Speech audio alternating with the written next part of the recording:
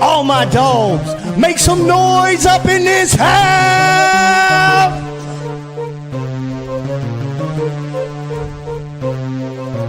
Who is in the house? Who is in the house? It's the gangster of destruction, so you know what's going down. And when the drive-by's coming, then you better hit the grind, cause when your body hits the canvas, then your head's knocked out.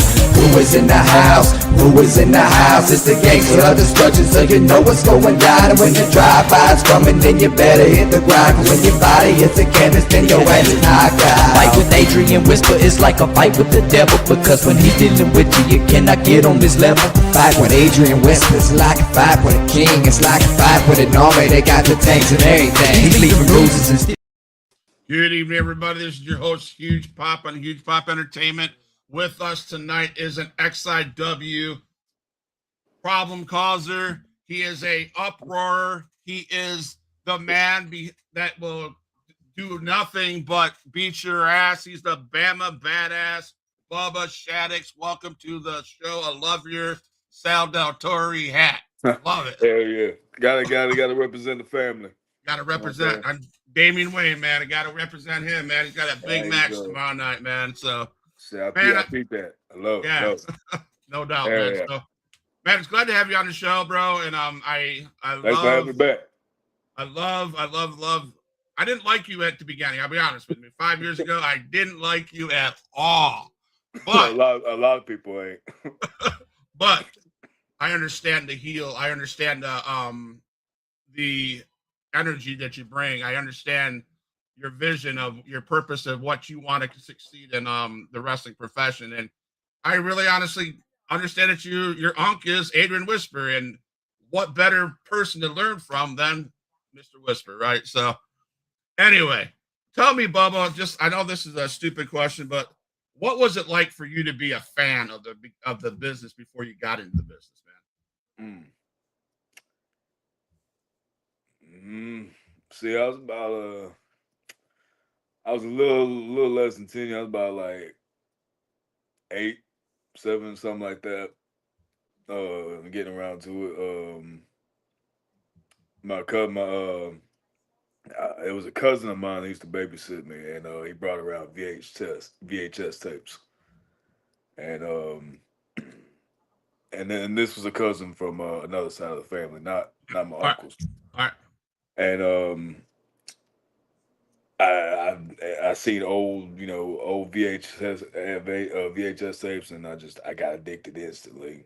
And but my mom wanted to keep me from it, so like when they stopped babysitting me, I kind of stopped watching for a little bit, and then right around 2002, 2003, something like that, when the Ruthless Aggression era kicked off.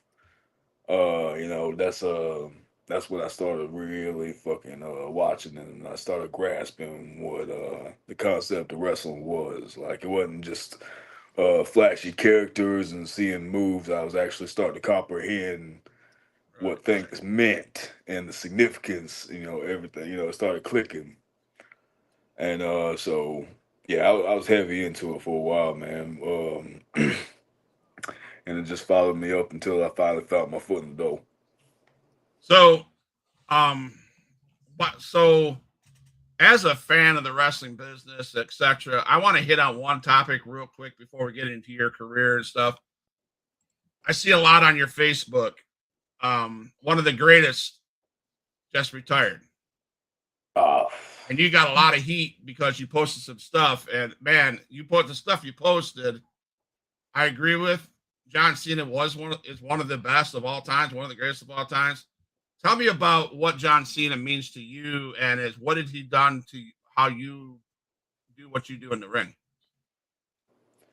Well, a lot of people that I'm around, and a lot of the family members, they was more of they was into Rock and Stone Cold, and from there on, back up into the 90s and 80s, that's what they grew up with, and that's what they associated with. So, me coming up, in the Ruthless Aggression, like when it started to kick off, that's when, Cena, Randy Orton, Batista, you started having those guys coming up, and And I pivoted right, towards Cena, because I mean, he was obviously, a white dude that had a little bit of flair for, things that are associated with, black culture and shit. And speaking for me, being from a predominantly black populated town, I kind of resonated with that. You know what I'm saying? Yeah. Like I understood with that, and you get a lot of flack for being, you get a lot of heat for being that way. So Right. I kind of understood that, and he made it into something that was over, heavily over. Obviously, one of the goats, Right. and so that was an inspiration growing up. Like, oh man, I ain't got to change who I am. I could, Cena's kind of like that, even though he's from West Newbury, Mass. Not exactly a dangerous area. Right. Right. So did you watch that last match? What was your thoughts? Was it everything you thought it should be and wanted it to be? I'm with it. All right. I mean, I know a lot of people disagree with that, but I was okay with it because you know he was okay with letting go, and it was it was it was a moment of I'm ready, and I thought I thought it was beautiful. So Awesome. I mean, that's just where I am with it. All right. Cool. So now you mentioned it. You mentioned John Cena. Your uncle Adrian Whisper is in your life, and would you say Whisper was an inspiration watching him doing his thing, and then you coming under his wings? Will you talk about that connection? Yeah, okay, hell yeah. Well, thing is, my uncle didn't originally train me, and for a while I ain't worked for him. Um, my first year, and this is kind of a broken timeline, but when I first got into the business, it was through some backyard that nobody heard. Like he was terrible. Nobody just, I mean, and I met him at a party, some party deep in the goddamn woods, and he was like, "Yeah, I can train you how to wrestle." And of course, me not fucking knowing how to get into the business and shit, Yeah. I'm like, "All right, man." Yeah. Um, because the reason why I didn't go to my uncle's because Mama, like I mentioned earlier, Mama wasn't the most supportive of me even watching, much less joining the business. And knowing that her younger brother could possibly get, his nephew involved, that ain't sit well with her. So she kind of like made it. She kind of threw an ultimatum, like our relationship ain't gonna be good if you ever allow him to train or come work for you. None of that. Okay. So I was kind of shit out of luck for a little while, All and right. then so we kind of fast forward. I spent 1 year in the business.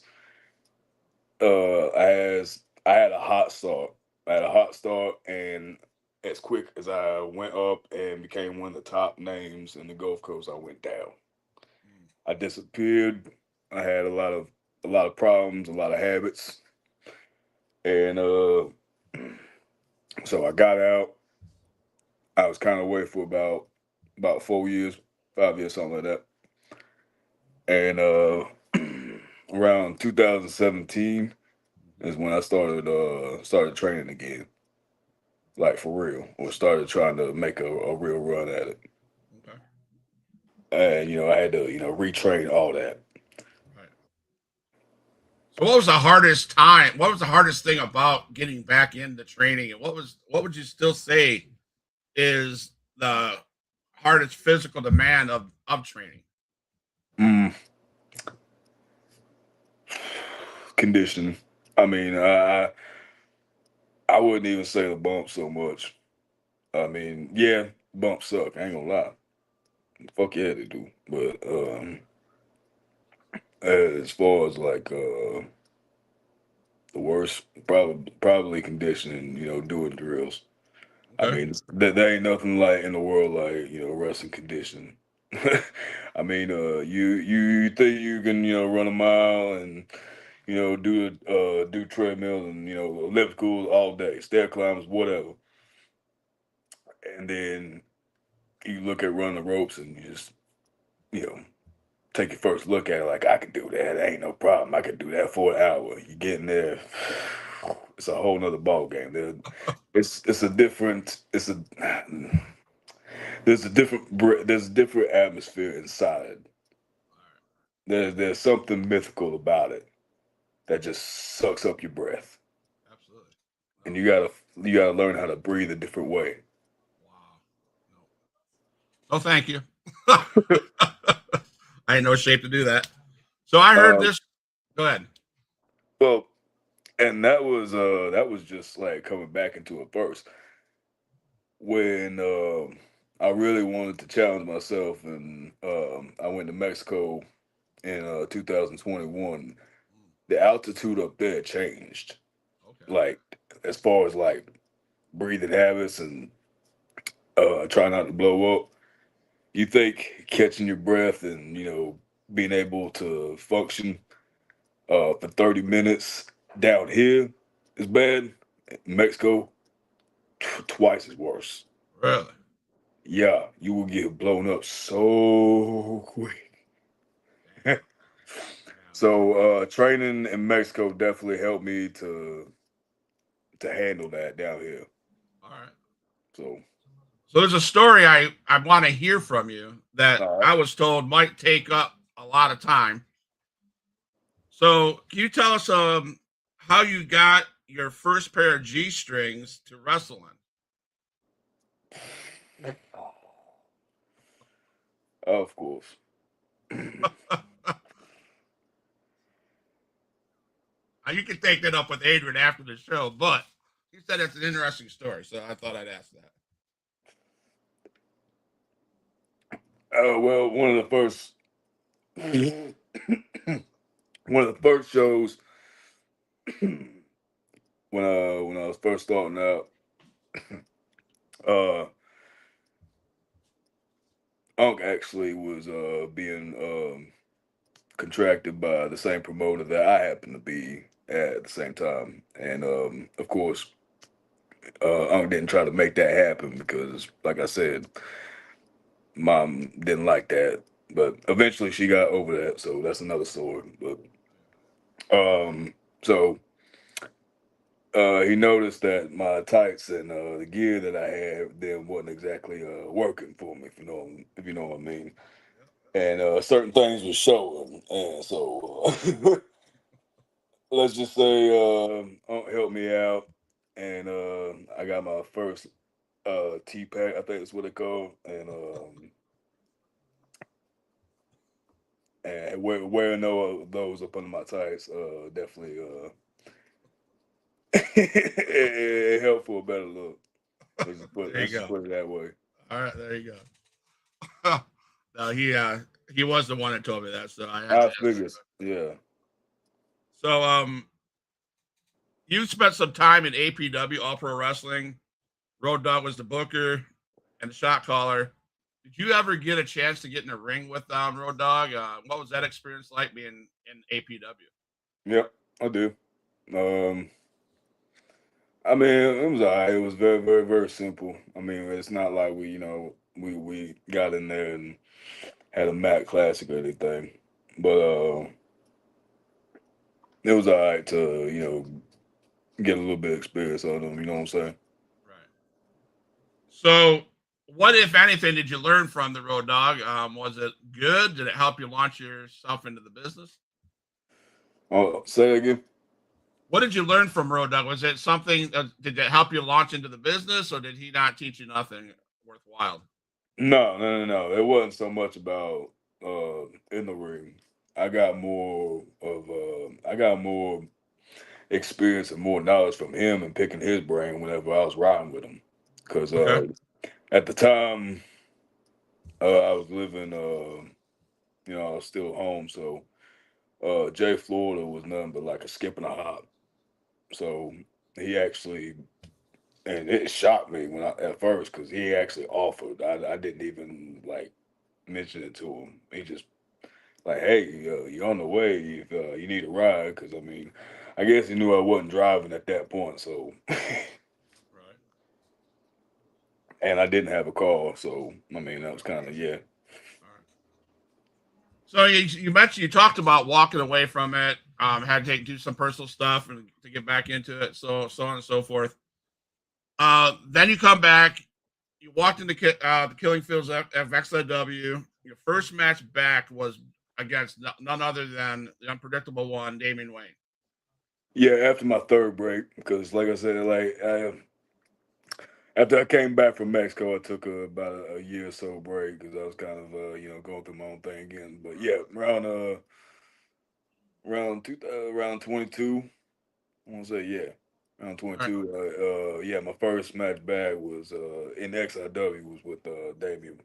So he's a legend in the business. He's a legend in XIW. He's probably one of the guys in the back ought to pay attention to Oh what he's yeah, saying, what he's teaching.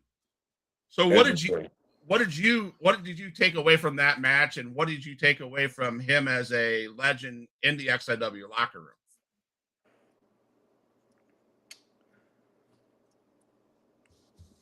Great. If I had to say anything, is learning how to listen to them. And in fact, that's probably what has made me, I guess, better. I mean, that's other people's opinion, but I guess that helped me out in the experience as far as being able to listen to them, being able to hear what they want. Like before, I never put any thought into that. I never, I was just out there just cool moves. Let me do this and that, and with him, I definitely took a minute to smell the roses. I guess. I mean, as old of a saying as that is, but for the first time before working with Damien, I was really starting to try to listen to him. Okay. Now, guys that ever, I mean, XIW is from Panama City Beach. Guys, whoever's watching, listening, if they're close to Panama City Beach, come on down to Killing Fields tomorrow night Oh, and see this yeah, young yeah, man right. right here, Bubbah Shaddoxx, and Chaos in the Cage, so on and so forth. He's been in a couple Chaos in the Cages, I think. Maybe I know one that you were in, and it's just a good promotion. You know, real fight shit. If you want to see real action, real tough shit, come down and see these guys. This man, Bubbah Shaddoxx. One thing that's impressed me is your high energy, continuous, and you. I mean, when I get there early to set up the podcast, and you're in the ring, bouncing off the ropes like 100 miles an hour, and then there's one time a couple shows ago you're doing this thing, and you rolled up into a headstand, and that to me was I was like, holy shit. And then you got up and you whatever and walked away, and then you still came out and you put on a show. I just want to say, man, your energy, fans. I think your energy and your arrogancy and sometimes being an asshole is what turns fans onto you, I guess. And I think that's what you do. So do you live that way?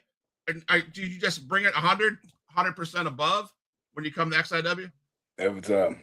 Um, I'd like to say that it's the same energy, but no matter what. But when it comes to XIW, it's a different breeding ground. It's another energy. The killing fields of XIW it's unlike anything, and it just is. It has its own energy. We the whole company is just. I can't put my finger on it. I for real can't. I mean, yeah, you can chalk it up, say, oh, it's about the blood and guts and violence, but it's a lot more than that. I mean, yeah, we got that. we got that all day, but nah, it's a unique place that brings out something out of me, and obviously it's a place where I somehow developed a relationship with the audience. I don't know it how it sparked, but it started snowballing, and for some reason I got an army behind me. Hey, and you're right. Like again, 3 years ago, 4 years ago, I hated you, man. I really did. I talk to Adrian all the time. Like, he's a piece of shit, man. But then the storylines kept on unfolding, and you were in matches, and everything you did made sense, right? So let's talk about a couple of the people that you have had feuds with, and one didn't last long. One didn't last long, but the first one, I think, the Chaos in the Cage that I went to was you and Austin Aries. Yeah. That was a good feud. That was a couple of matches, couple of months. Talk to me about that feud. What Austin Aries brought to you, what you took away from it. Anything you have to say about Austin Aries, feel free to say it. Mm.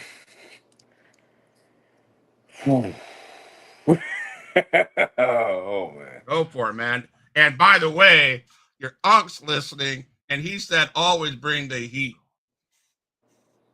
Well, not everybody wants to let the guns go blazing. You know what I'm saying? Yeah. Let me say, I ain't gonna spark or further any rumors about what negative outlook that the IWC has got about Austin. You know what I'm Right. saying? I ain't gonna report on any of that. Okay. But what I can say is he upped my game. Um, I mean, what little I did learn from him, I mean, I'll take it with me. I mean, obviously, I felt we could have gotten a lot more out of what we had, but at the end of the day, certain people are in another stage in their life. You know what I'm saying? Where they ain't gonna give it they ain't gonna give it 100, and or might phone it in. So, you know what I'm saying? Yeah. It is what it is, man. But the cage match was a decent match. You know what I'm saying? It wasn't. I wouldn't say it was a 5-star by any stretch of the imagination, but All right. shit, man, it is what it is. I mean, Good. at least there's something I can hang my hat on. You know what I'm saying? I'm the dude that Austin Aries never collected from. So There you go.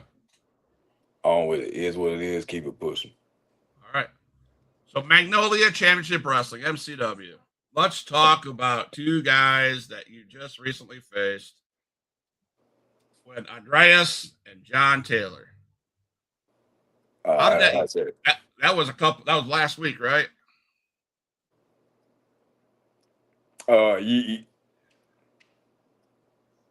I think two weeks ago. So how was that? Do you have any major feuds with those guys? Did that squash it? What's going on with that? Squash.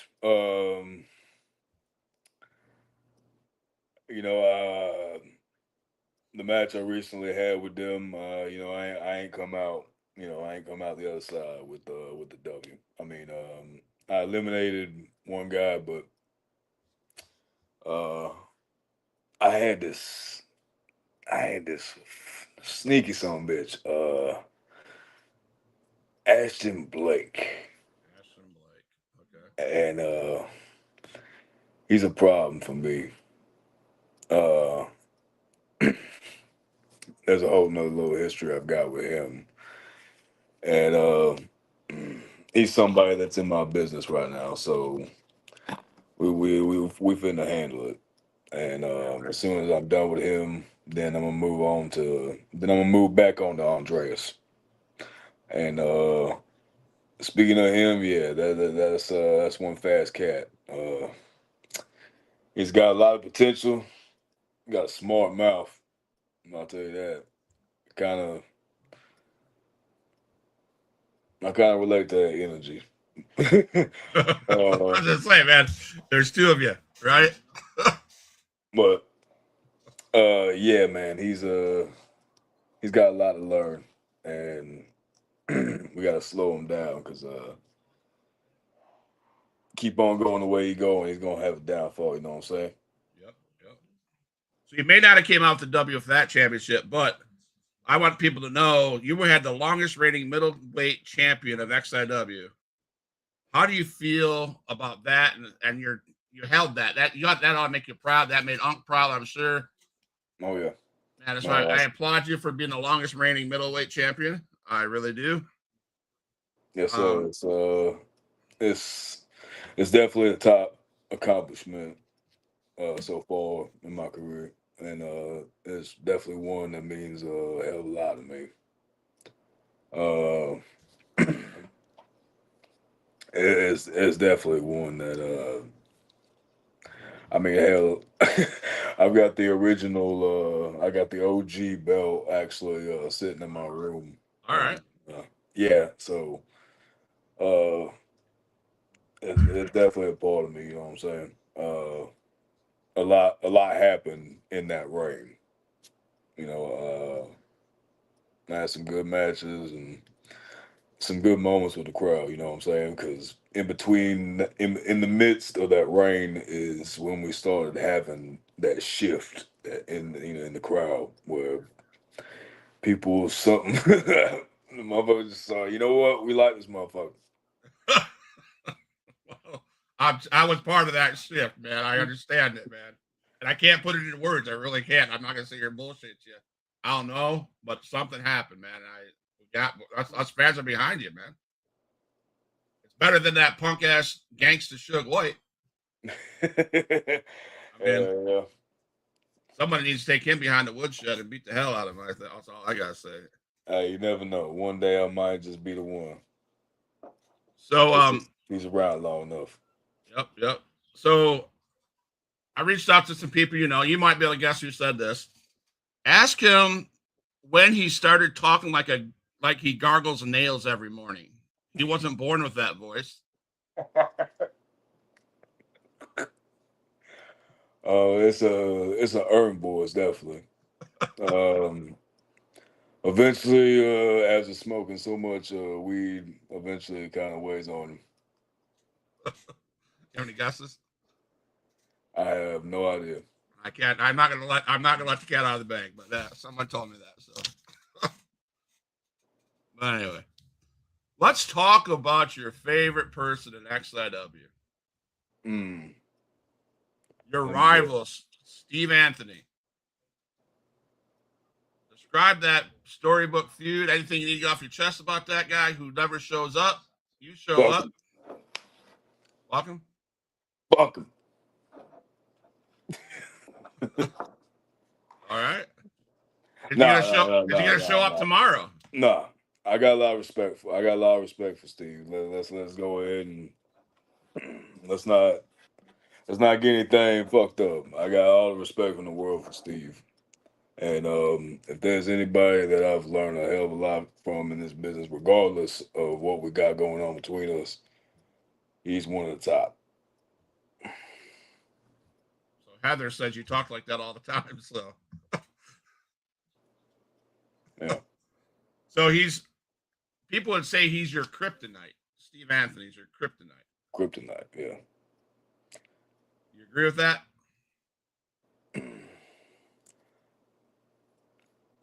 Nah, I ain't trying to put any fake. I ain't trying to put any more water into that, any more weight into that. So with him coming up, That half the time that man ain't showing up. The other half, there's something going on. He's always that man has only beaten me straight up once. so is the hopes of this Chaos in the Cage on December 20th, which is tomorrow night, is the hope to take the title back and put an end to this feud and move on to bigger and better things? Damn, Skippy. I've had enough of them. You know what I'm saying? I mean, it's been I mean, we right at a year. So, Yep. I mean,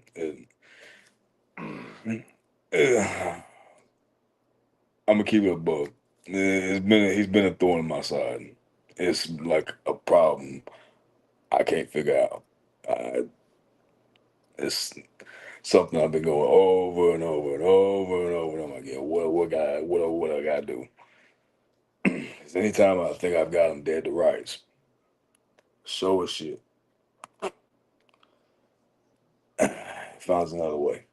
Tomorrow night, it should be you and him in a cage if he shows up. Scott, they ain't nowhere for him to go. Right, that's what I'm saying. He shows up, he's in the cage. There ain't nowhere for him to go. You beat his That ass. motherfucker is in a fucking cage with me. There ain't nowhere to go. I mean, I'm looking at the roster, man. If I have to look at a roster, you're one of those guys I would not want to be in the cage with. I mean, it's my hat's off to you. You are a lunatic. I want to say lunatic. You don't know what you get from Bubbah. He comes in there, he's ready. You're ready to fight at any minute. You're ready to fight. You bring it. The minute Steve steps out of that cage, I'm taking his head off and I'm taking what's mine. And that's all there is to it, bro. Do you think sometimes your energy gets the best of you and you lose sight of what you need, and that might be a issue?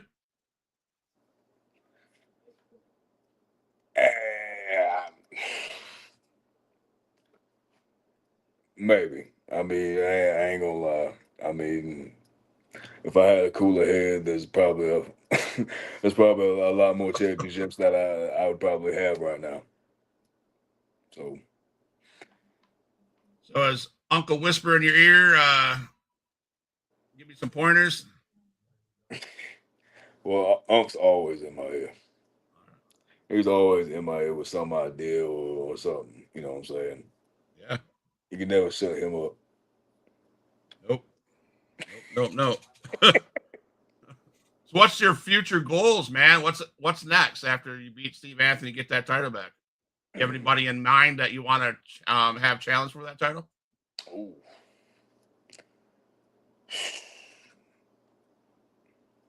Man, I don't want to do that.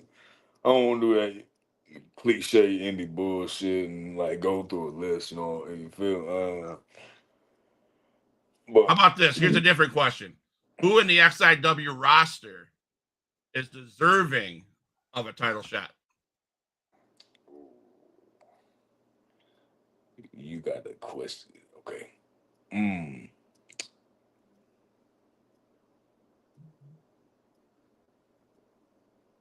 Man.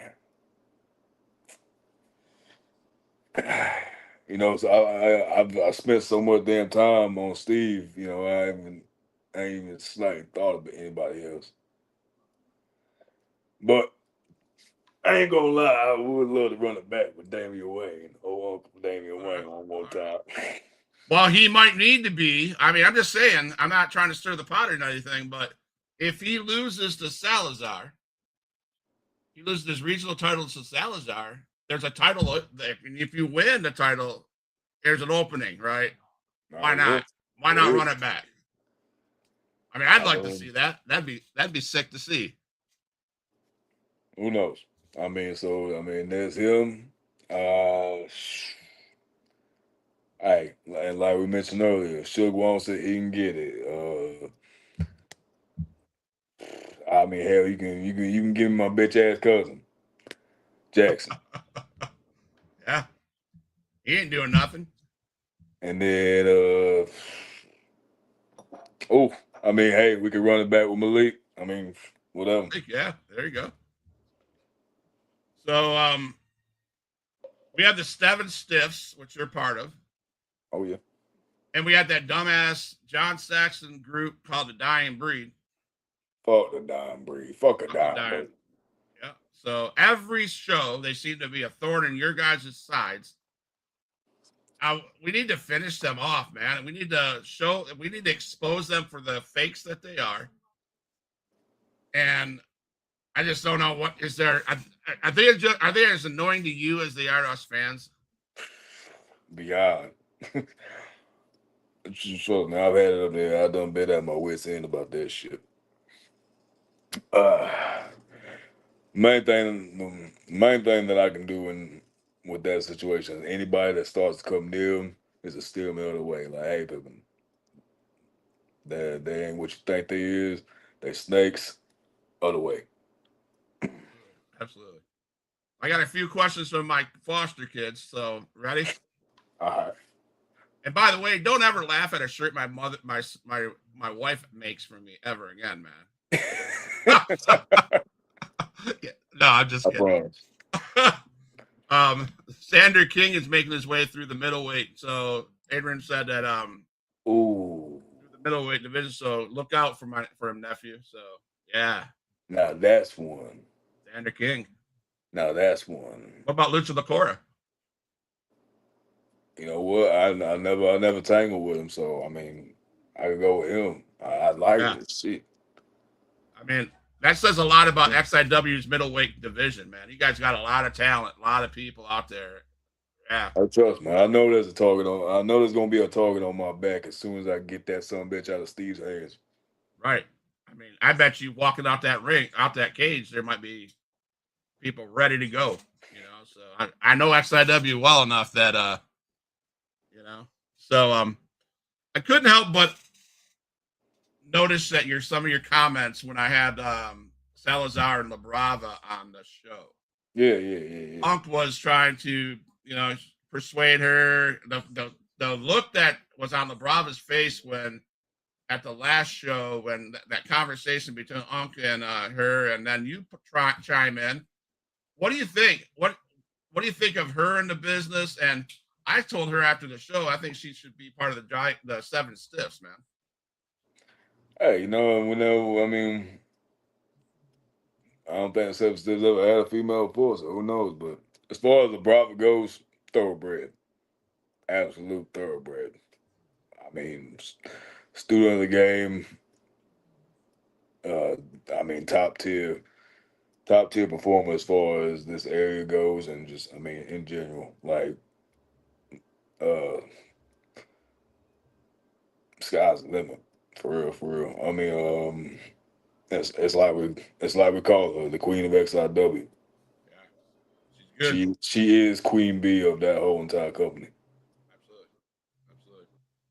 So you like pineapple on pizzas? Mm, I ain't finna be, that don't belong on the nah. Take it or leave it. Would you rather get hit with a chair? This is one from one of my kiddos. A chair shot or stepping on Legos, man.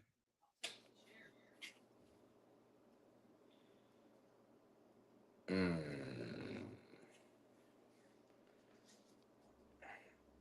Mm,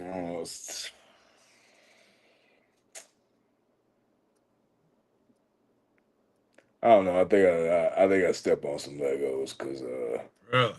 them chair shots can get bad. Yeah. So have you ever got chopped by Uncle? Yeah, time or two.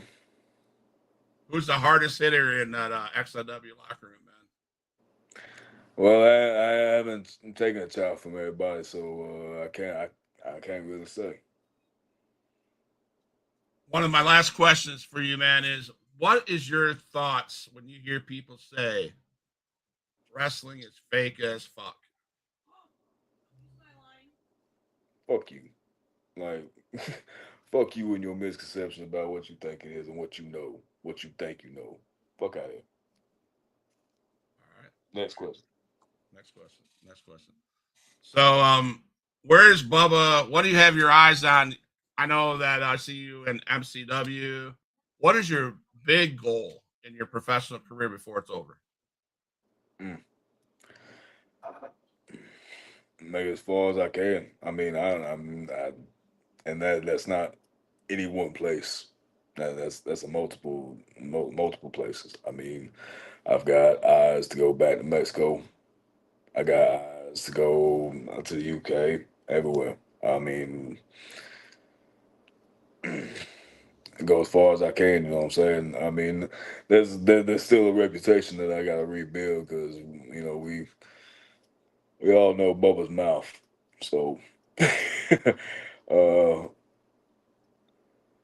So I'm still working on building a reputation back. So I mean, you know what I'm saying? Really. Adrian says the wrestling is real. It's the people that are fake. And yeah, I would have to say that. I mean, Yeah. yeah, that chair behind me with that cheese head on it. That's the first XIW show that I went to. It was a chair shot. I think it has Slade's blood on it. So, but no, I just have to say, you guys, man, the XIW, I cannot speak anything but positive shit about you guys. You guys are family. You know, even the amount of shit I gave you in the beginning, you're still who you are at the end of the day. So my last question is, the floor is yours. Going into XIW, Chaos in the Cage 2025 at the Killing Fields of XIW. Do you have anything to get off your chest? What is the final words you need to say to Steve Anthony if he shows up? That's all you. The floor is yours, man. December 20th. Ain't nowhere else you need to be. Nowhere else in the world. Nowhere else you need to be but the Killing Fields of Panama City. Hawks Landing. Now, for Steve, if you just so happen to be listening, tuck her in tonight. In fact, shine her up for me. Take a good hard look at her. This is going to be the last night that you sleep with him. The last night. And congratulations. You done found the end of your career through me. I'm sorry, old Yeller, but I got to put you down. And that's it. Huge Pop Wrestling Entertainment. Come and join us at XIW Extreme Impact Wrestling, Chaos in the Cage. Bubbah Shaddoxx in a cage with Steve Anthony, Damian Wayne in a cage with Salazar. And there's other matches that are in the cage. Every title is in the cage. Every damn one of them. And I hope that guy that's on your head shows up. Oh, you know who he is? Shows out. Takes care of business. And I'm excited to go there tomorrow night. It's Huge Pop, and we're for life. Don't go nowhere. All my dogs, make some noise up in this house.